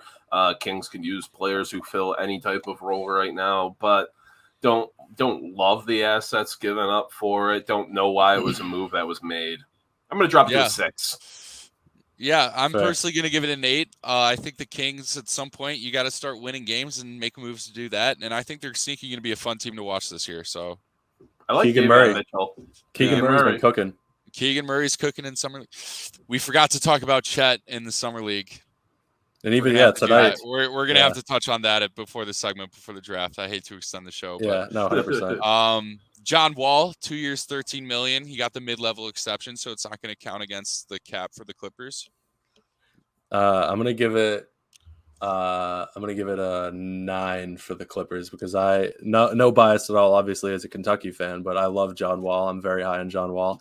I think he's still capable of performing in the league. Obviously, I mean, we look at, granted, it was 5 years ago, but what he did last time he played, and he's been available to play. Correct me if I'm wrong, for at least like a year and a half now. He was with the Rockets, who didn't want to play anybody. I think the Clippers. I'm very high on the Clippers next year. I think they're going to be good. I don't know if they're going to win it all. I don't think I would pick them to win it all, but I think they'll be in the Western Conference Finals next year. It's a 10 for me. I think people are really forgetting about the Clippers. I think you get any semblance of prime John Wall back, that's huge plus for this Clippers lineup. It's not counting against their cap. I think it's a great use of the MLE, and I think it's exactly what it was designed for. John Wall, he gave up $40 million to get back on the court, so obviously he's desperate to get back and get into a winning situation. So I think it'll pan out well for them. Yeah, I'm going to give it an 8 just because, like you said, just MLE playing up for them, all that stuff. It's a good deal for them. I just don't think it moves the needle that much. Like, I don't know. I'm just not going to believe in the Clippers that much heading into the next season. I think they're going to be a great regular season team, but John Wall's not moving the needle much for me. I mean, obviously, PG, Kawhi healthy. It's a good piece to add around them. But I don't know. If this would have been a cooler move like 3 years ago. Right. Yeah, it's definitely because we haven't seen Kawhi and we haven't seen John Wall in so long. So it's definitely like I said, it's definitely bold to put them in the Western Conference Finals. But I believe that they're going to come back and they're going to look good. Kawhi is going to look like he has in the past. I mean, I don't think John Wall's going to look like he has in the past, but I mean, he'll be enough of what he was to bring them to the next level and to give them that third dimension. Okay. Yeah, this one can be a little more in depth. We kind of forget another thing we forgot to talk about. Bradley Beal, Supermax, no trade clause. Bradley Beal, first team Hall of Fame bag hitter. Yep. The guy just wants to drop 28 a night, wants to do it with no spotlight, and he wants to get paid generational wealth. I mean, I don't know if I love the move for the Wizards. I don't really know if they had another choice, but they're not going to be competing anytime soon. But just shout out to Bradley Beal for getting that bag again. What pisses me off is like I like Bradley Beal, and obviously it's all the Celtics talk because of him and Jason Tatum. I never thought he was going to be a Celtic. I just like to get my hopes up every year. I just hate that he comes out and says shit like my biggest fear is, or what do you say? My biggest fear is I'm going to retire without giving myself a chance to win. And it's like you're not going to win shit in Washington, and you know that. So I mean, I don't know. So was that no trade clause? Did that just come out today, or was that because I saw that like being talked about a lot today? Because my thought was it just came out today. Get traded. So I mean, that just doesn't make a whole lot of sense. I mean, I guess he's content with just him and Kuzma, just like maybe making the play-in round every year or whatever. But MereKat, I'm gonna give it like a 6. You know, he's just taking the money. Like, I don't know. You're wasting your career. You're all-time bag getter, like Rick said, but I don't love the move for Bradley Beal, so I'm giving it a 6. Yeah. Just glance over these last 3. Bobby Portis, 4 years, $49 million. I love that move for the Bucks. Love it. A guy who was part of your championship core. Mm-hmm. Anthony Simmons for the Trailblazers got 4 years, $100 million. Not sure how I feel about that one. That's a pretty steep price to pay for Anthony. And also Mitchell Robinson got 4 years, $60 million. He's the first Knicks player since I think '94 to get a second contract after their rookie contract, which is insane. And also Danilo Gallinari to the Celtics as well. I thought that was fine. Yeah, that's a great move for the Celtics to get some shooting and some playmaking, and like Brogdon is a guy like without an ego that's willing to play a role. Right. I love that Portis signing. I love. That's a guy that's embraced Milwaukee. Wish we could have got him back on the Bulls somehow, but yeah. I like the Anthony move. I know you were questioning it, Rick, but he took such big steps last year, and I don't think it was a fluke because we've seen him be like an exciting, efficient guy his first 3 years, just not really step into a more prominent role. And last year he did that. Still, again, kind of a smaller sample size. He didn't play a full year, not a crazy amount of total minutes, but he was exciting. And Portland needs something exciting other than Dame. You know, Dame's getting a little old for them, I think. Yeah. And Portland's another franchise, kind of like the Nuggets we've talked about earlier, where you kind of just have to pay your guys and hope they pan out because you're not really a huge free agency market. Exactly. And then the last one I want to talk about, which will transition well into Chet, is Lou Dort got paid to the tune of 5 years, $87.5 million, which love this move for OKC. I mean, maybe it's a steep price for Lou Dort, but this is a young, exciting core. This is a roster that's really starting to fill out and starting to feel like they fit well together. And you also have $1 billion picks, I think 10 picks over the next 7 years to keep building out that roster. Yeah. Love this move for the Thunder. I'm a big fan of Lou Dort. Get Shea all the help he can get. Let Shea be as comfortable as possible. If that's keeping Lou Dort, you do it. You pay him whatever it takes because Shea's the guy who is going to bring the Thunder out of shit. Yeah, Lou Dort, and I don't think anybody can question the fact that Lou Dort has that dog in him, as much as probably anybody in the league does. So, yeah, pay that man. And then tying into, you know, this scary Thunder core, Chet Holmgren was an absolute demon in his summer league debut. Mm-hmm. Absolutely unbelievable. 23 points, 7 rebounds, 6 blocks, 4 assists, and a steal in 24 minutes. That's a record for blocks in the summer league. 4 of 6 in 3-point range, and these were not spot up easy threes. This kid was creating his own shot. He was getting them off the dribble. Stuff we like Kevin Durant-esque. I think we kind of forgot about his shot making ability. Kind of got relegated to like a fourth option at Gonzaga, but This kid looks scary. I know it's just a summer league. The Jazz summer league roster doesn't really even have pro players on it, but unbelievable. Like an unbelievable debut for Chet. Could not be more excited if you're a Thunder fan. His ability speaks for itself. He didn't play as well tonight. He got his lunch eaten a little bit by Kenneth Lofton tonight. But I mean, they played the Grizzlies tonight. He went for 11 points, 12 rebounds, 3 assists, 2 blocks. Shot 1 for 6 from 3. But I mean, it's like I've been high on Chet for a reason. I think this kid's got so much talent. Mm-hmm. Obviously, he's got to fill out, but his ability to block shots and to create his own shot, like we saw last night. I mean, that turnaround step back, literally side by side with Dirk, like the same, like the one-legger. I think he's going to be special. I remain very high on Chet, as I've been. My biggest thing with Chet is what everyone's biggest thing is, though, is him filling out. And you brought his lunch getting eaten tonight. We got some video of that. Dude, Kenneth Lofton's a monster. He's straight. Chet's getting Zach Randolph. Zach Randolph. Right. Well, that's one clip. Come on now, fellas. All right, wait. The clip goes on a little further. Oh no! Show the 6 blocks. Show the 6 blocks. Wait, there's no way. Yeah, this is tonight. Kenneth Lofton's the man. This is awesome. This is tonight. Oh no, Chet. You gotta defend the perimeter, Chet. This was the first 3 buckets of the game. But I'm also high on Kenneth Lofton. That's straight Zebo vibes. Kenneth Lofton's the man. How can you not root for that guy? Fat Lofton Jr. That's what we'll call him. He's a big boy. Yes, sir. Are we ready to move into the starting 5 snake draft? Yeah, I'm thrilled. All right. Can you guys explain it while I run to the bathroom really quick? Yeah. So what we're gonna do is we're gonna do a snake draft, and so it's gonna go me, and then what was the second? Then you, and then Rick. Yeah. Okay. So what we're doing is we're drafting a starting 5 basketball team, and we're choosing from any world leader, any president, world leader from any point in history. Yep. And obviously we'll be assuming that these, like, we're taking, if you take someone that's been dead for 100 years, like obviously it's them in their prime. I'm excited. So obviously it'll be basketball's positionless these days, but we're going to pick a point guard, shooting guard, small forward, power forward, center, in any order that you want. I mean, how much time did you spend preparing for this? Because I spent a decent amount of time.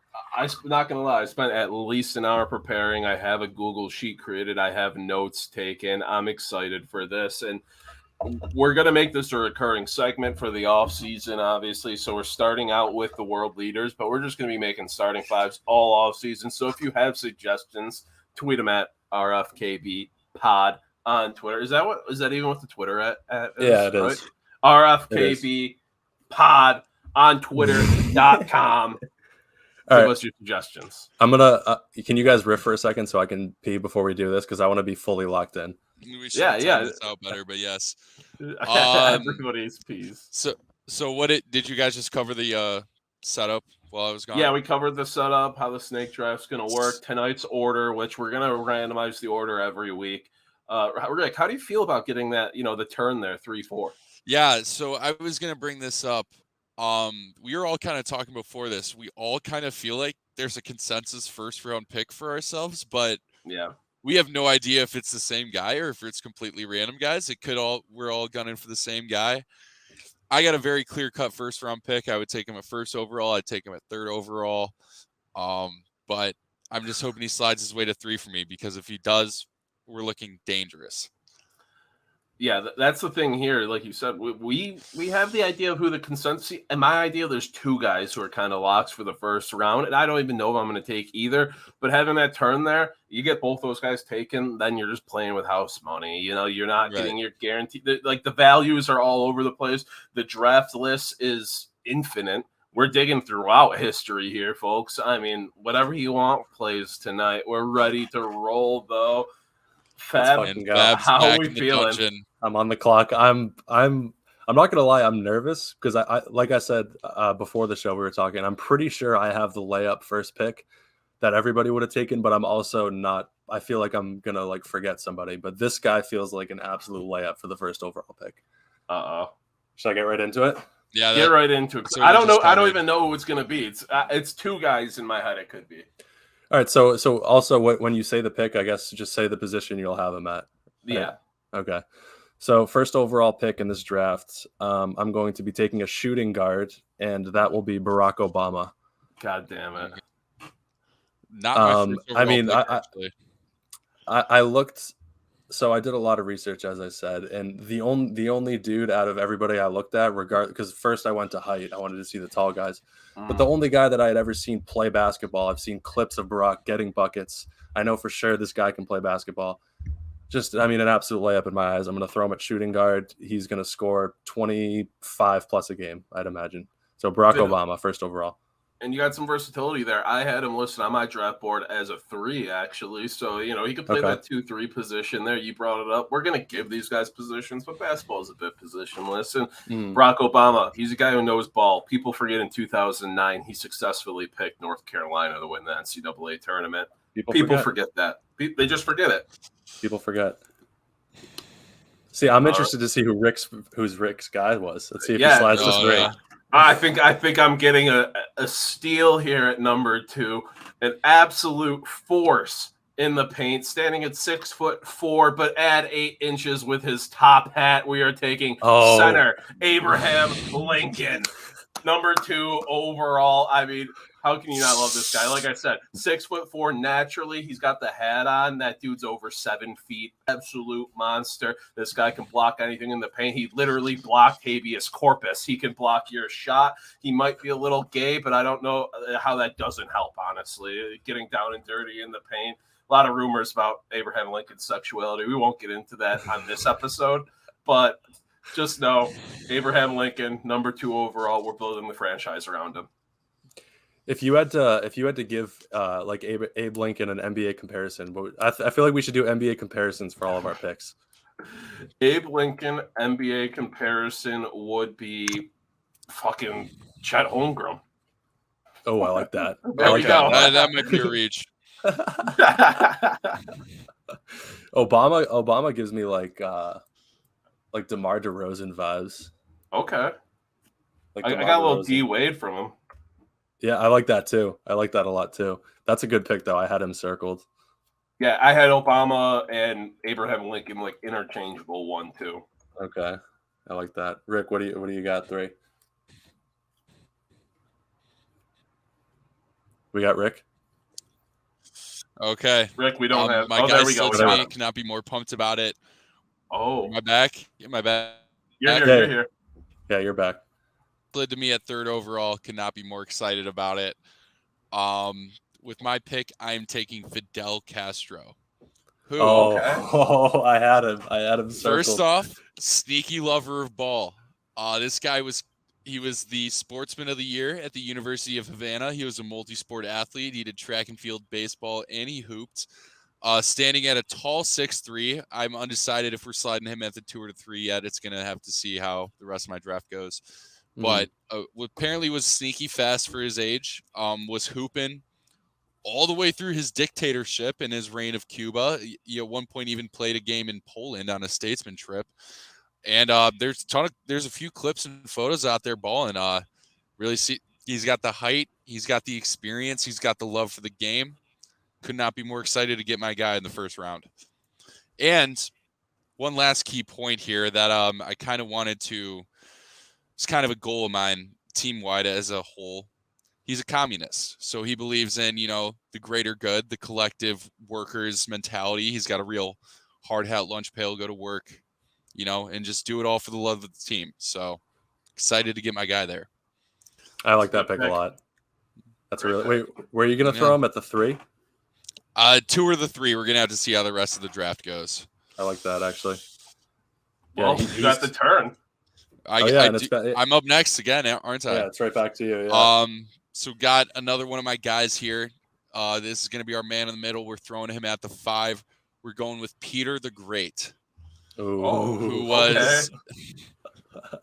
He was. What's his height? He was standing at a tall 6'8". Like the 70. He ruled in Russia in like the 1700s. He was a monarch. Kind of was a big guy for the modernization of Europe, so I know he's going to fit well in with the modern game. He's going to be, open to, stretching out the perimeter, setting those picks, and just at 6'8", one of the tallest world leaders in history. So really getting that height advantage down there in the post. Going back, my NBA comparison for Castro is going to be Chris Middleton. He's got the height, he's got the speed, he's got the clamps. Seems like he's got a good jumper. And then I don't know, Peter the First, Peter the Great, whatever you want to call him. Seems like a real stereotypical post, maybe like a LaMarcus Aldridge type deal in this. But like current LaMarcus Aldridge, not young and spry. I like that. Yeah. Okay. That's a good pick. In my research, searching tallest leaders in history, he came across my draft prep a bit. I think this is a guy I was going to wait to get later. I'm not sure he's on your draft boards, but I'm in love with him, the fit for my team. At shooting guard, we are taking a well-known shooter. Step on up, Dick Cheney. Cheney, we're taking at shooting guard. I mean, obviously, a well-known shooting prowess. A bit short at 5'6", but we're not putting him at point guard because this guy, he might want the spotlight, but we know he can't handle, being the number one guy. He's the number two guy, so that's why we're sticking him at shooting guard. And fun fact, he appeared on 60 Minutes the same night as Gilbert Arenas' ex-wife, so he knows ball. Okay. Okay. I like that. I didn't have him down, but I like that pick a lot. Did you just Google Dick Cheney basketball and that's what popped up? That's literally what came up when I Googled it. Oh, shit. I am torn here. It's back to me, right? You're back up. You got two picks. You got a turn. If you're torn, you got both. Yeah. You got what? It was 6-7 now? Oh, I'm in real good shape here. All right, so I'm going to take a guy I had circled. Might be a little bit controversial here. This guy, I'm going to put him at center, and I'm taking Osama bin Laden here. Standing. So we're going back to one of the greatest tweets of all time, Terry Rozier. When Terry Rozier found out Osama bin Laden was 6'5", he was like, damn, he should have hooped. What was the tweet? It was like Osama bin Laden should have stooped instead of bombing. He was tall as hell. Yeah. So I'm throwing Osama at the center. We know he's explosive. We know what he can do. I saw Rick take a 6'8" guy. I had to pick the tallest guy remaining. Comparison, he kind of seems like a Rob Williams type where he's just real active around the rim. He's 6'5", but he can get up there. We know, like I said, he's explosive. We've seen that.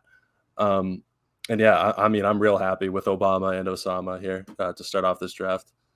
Do you think that has the potential to harm team chemistry having such similar names? I don't think so at all. I think if anything, it helps our team chemistry. I think we're gonna have a great locker room. Not even like confusion, maybe just in terms of communication. No, I don't think so because we can do nicknames. We can just Obama will probably just go by Barack, and then Osama we can call him OBL or something like that. Barry and Manny. Yeah, Barry. Yeah. So they're coming on the turn. So I got Obama at shooting guard. My center's Osama bin Laden. So I'm going to take a power forward here. Also, maybe Trump, some friction. Oh. And also, Fab, maybe just some friction. We're losing you a bit. And the fact that Obama was directly. No, we can hear you. I think we can hear you now. Wait, am I back? Yeah, you're back. You're back. Okay. Maybe just some friction in the fact that Obama was directly responsible for the death of bin Laden. True. Like, do you think maybe he'd just be like, hey man, you kind of sent the SEAL team that killed me. What the fuck? I think both guys just have a love for the game where it's really just they're gonna let bygones be bygones, and we're just gonna go out there and play basketball. What happens? Yeah, what happens outside of the lines really, I don't think will affect what happens inside of the lines with my team personally, because obviously I'll be at the helm. I'm real excited about what we got going forward. But yeah, like I said, I'm going to pick a power forward in Donald Trump here. Obviously, we know he's a big dude. NBA comparison, Charles Barkley. I think he can use his body real well. I think he's going to average at least 12 rebounds a game. And I think, Donnie, Donnie and Osama at the 4 and the 5, I think, are really interchangeable. I think Donnie's going to be more of a 5 presence. He'll be in the paint. I think Osama's more athletic. He can be out on the perimeter. Donnie's going to be mucking it up in the paint. He's going to be throwing elbows. He's probably going to average at least 1 technical a game. But like I said, at least 12 rebounds, probably closer to, we lost Rick. Probably closer to 15 rebounds a game if I had to guess for Donnie. So I'm super excited he fell. I was thinking about taking Donnie first overall, and then I was like, I figured I could get him in the later round. But yeah. Donnie, a guy who was on my draft board for sure. I mean, how can you not? I had him slotted as a 4-2. Absolute menace there. But I'll get into my next pick while we wait on Rick to return because I'm up. Yeah, I'm up. We're not skipping.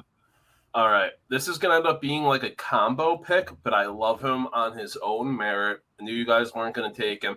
At point guard, we are going with the Hindu Steve Nash. Step on up, Gandhi.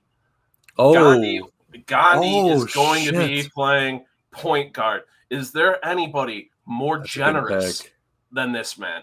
If you want a point guard playing selfless ball out there, I mean, we got a guy like Dick Cheney at shooting guard.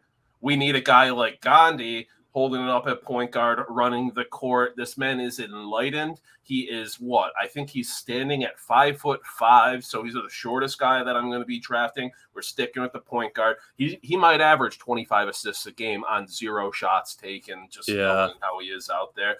Miracle worker overall. Gandhi slotted in as my point guard. I fucking love that pick, actually. I didn't even have him. Do you know his height? 5'5". 5'5". I like that a lot. Yes, I like that a lot. Did you hear that, Rick? Did you catch the end of that? Yeah, I'm back. I heard we drafted Gandhi. I took Trump, and then MereKat took Gandhi. Okay. Well, Trump's an athlete first and foremost, as our guy Nick Adams on Twitter points out often. So I don't know. Team Fab just seems like a chemistry nightmare for me right now. Those 3 guys.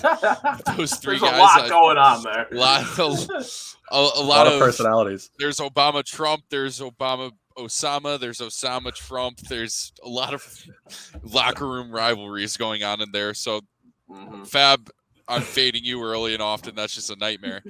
I got the Brooklyn Nets. Literally. I'm thinking strictly basketball with my pick. Barack Obama is the Kevin Durant of his adult men's league out in DC. Yeah. But I sneaky love the Gandhi pick. Not a whole lot of ego in that locker room right now, but the height is kind of holding me back here. That's why we got Abe's hat. Abe can pass his hat off to his teammates. That's 8 inches right there. At 8 inches to anybody on my roster. That's a fair point. It's like a power-up card. But Rick, you are up right now. You have Fidel Castro. Okay, I got 2 picks. 3. Peter the Great. You go back to back again. Yeah.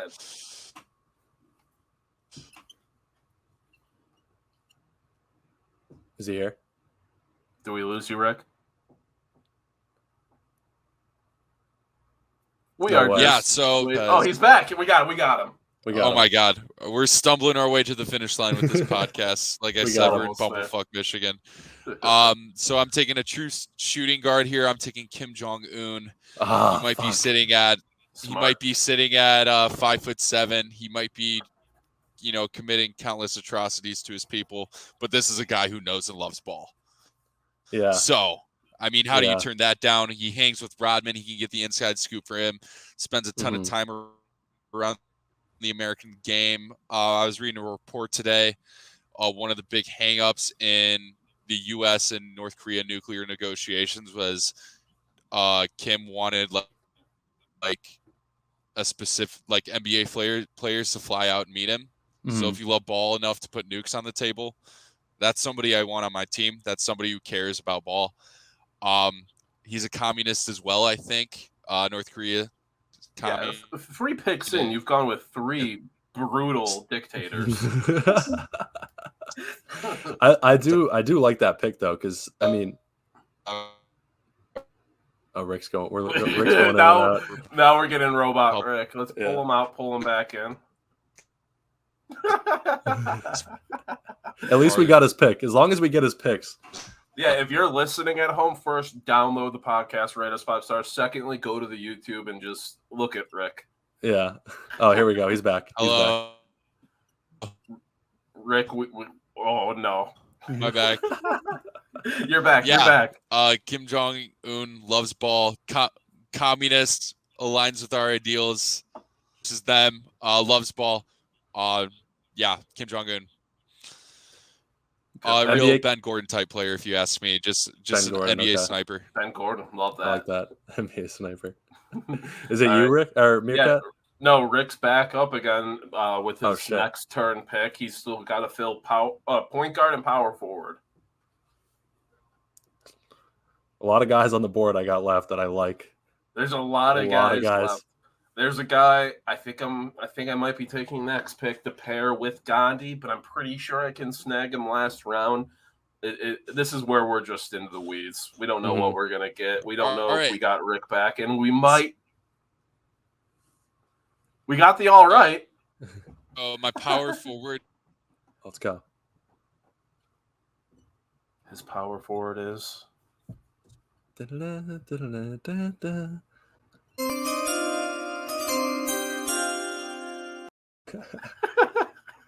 Oh no! Oh, we got the loading. We got the spinning wheel. Oh no! Shit! We gotta wait. I mean, we need his power forward. Oh, I feel like I know who he's gonna take. Hello. We're crawling to the finish line here, folks. Rick, hold up 3 fingers if you can hear this. Hello. Oh no! I'm gonna chop some of this out. I'm taking a little timestamp. 140. Are you back? Hello. Yeah, I can hear you. Are we back? Yeah. Yeah, I think we're back. Close to the door. Okay. Power forward is going to be the current president of Serbia, Alexander Vučić. Stands at 6'6" tall. He's current basketball coach of his kids' team, so he loves ball. I'm just going for the height advantage at this point. I'm taking the Timberwolves mentality. 6'6" and 6'8" in the paint. We got instantly 2 tall guys that are taller than any of your picks. We're just going bully basketball. I like that pick a lot. Yeah, I like that pick a whole lot. I had him written down, and we've seen all the Serbian guys go to the NBA and dominate. So that's a good pick. We know the Serbians can hoop. We know the Serbians can hoop, that's for sure. And this guy's got size. This guy's got a hooping history. He was on my draft board, but I'm going to have to pivot. Yeah. I was actually considering taking him next. So we are doing a quick pivot, folks. We are drafting our small forward for MereKat's starting 5. At the 3, we are going with FDR, Franklin Delano Roosevelt, folks. And this is the combo pick with Gandhi. So yes, FDR, his legs are withered by polio. The man was in a wheelchair secretly. I don't know how that was. I think it was secretly, then people found out, then he embraced it. I don't know. This man was in a wheelchair. First off, wheelchair basketball, pretty sick. Takes a real athlete to do that. Him zipping around on the court, nobody's going to object to that. Are you kidding me? You're not who's going to tell the guy in the wheelchair he can't play with you, first of all. His clear vision for America that he so clearly stated many times will instantly translate to a clear court vision. Charismatic glue guy in the middle of your lineup right there. And the combo pick with Gandhi. Gandhi can perform miracles. I think he did, at least, or I might be mixing up with Jesus. But there is a 0% chance that Gandhi heals his polio and we get a combo guard out of FDR. Then wheelchair FDR, standing up FDR. Possibilities, lineups are endless with this guy. I actually like that pick because, who's stepping in to take a charge when FDR is going to the hoop? Exactly. Not me. I had him all over my draft board. So I gotta pivot here and I gotta figure out what I'm gonna do next. You still gotta fill a point guard and a small forward. Did I so do I go twice here? So yeah, now you are picking your last 2 and then me, then Rick to close it out. So the board is all mine to fill out my team here. Okay. Yeah, this is all you. All right. So I mean, yeah, like you guys said, I might have some locker room chemistry problems. So I'm just going to lean right into that, and I'm going to pick a point guard here who is responsible for the deaths of as many as 40 million people, in Genghis Khan here as my point guard. On my board, good pick. Standing at 5'10". He's got decent size for a point guard. I mean, here's a guy that talk about not wanting to get in front of him to take a charge. Who's stepping in Genghis Khan's way? Seems like a floor general type guy. So we talked about the locker room problems. When you have a guy like Genghis Khan, he's really, I mean, he's my 4th overall pick, but it's kind of his team. Not our most important player, but it's still going to be his team. He's gonna be the heart and soul of this team. I can't really see anybody stepping out of line with Genghis Khan running the locker room. If anybody can conquer a court, it's that man. Right. Yeah, I don't think anybody's really going to mess with our guy Genghis here. Look for him. He'll probably be an All-NBA guy, probably 3rd team. He'll probably average, probably like 15 points, 15 assists, couple of rebounds, couple steals. He's just an all-time grit guy, I'm thinking, for Genghis. On the turn, so I need a small forward here. Yes, sir. I got 2 guys circled. I'm thinking I'm gonna go with Justin Trudeau, the president. Is he the president or whatever of Canada? Prime Minister or whatever. Yeah. Yep. So he's standing at 6'2". He's one of the tallest world leaders alive now. He's got unbelievable hair. He's young. It seems like he's like I said, he's tall. He seems to have some sort of athletic ability just from looking at him. So I'm going to throw him at the small forward. I think he's kind of more of a 3-and-D guy. Kind of more of a utility player. Maybe we'll bring him off the bench sometimes, but I'm really comfortable with Justin Trudeau at the 3 here. So I'm going to toss him in. Just a good guy to have in your rotation there. That's a solid pick. I consider putting him on my board, but some questionable history that our marketing department didn't want to deal with, involving a previous Halloween costume of his, kept him off of our draft boards. But wait, did I miss something in my draft research? He's a blackface guy. No. Yeah. Oh yeah. Oh. Oh yeah. The PR team's blowing up my phone right now. The PR team is just another firecracker in the. Oh fuck, that's a disaster. Right. That's fine though. That's not bad. I'm feeling really good about this pick to close things out for me at power forward. This is a guy I considered, if Obama and Abe Lincoln were off the board, just taking him first because I think he's that much of a steal, just a value guy. I'm going with William Wallace, known, for Mel Gibson's portrayal of him in the movie Braveheart. Even though Mel Gibson stands at 5'9", William Wallace is 6'6". Some said even 6'8". Just an absolute monster of a Scottish man. You saw the movie Braveheart. I mean, I've actually haven't seen Braveheart beginning then. I've just seen like clips and stuff. But he's a badass dude. Axes and stuff, whatever.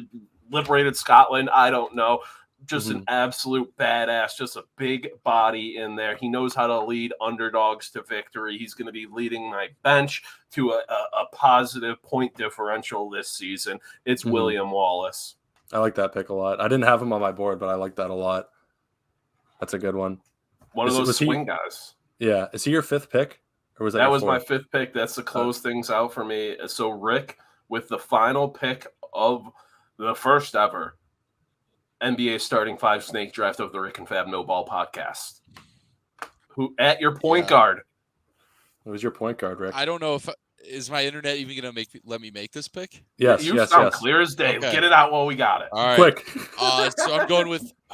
I'm reading a Vietnam War book right now, so I'm going with Ho Chi Minh, the former president and prime minister of Northern Vietnam.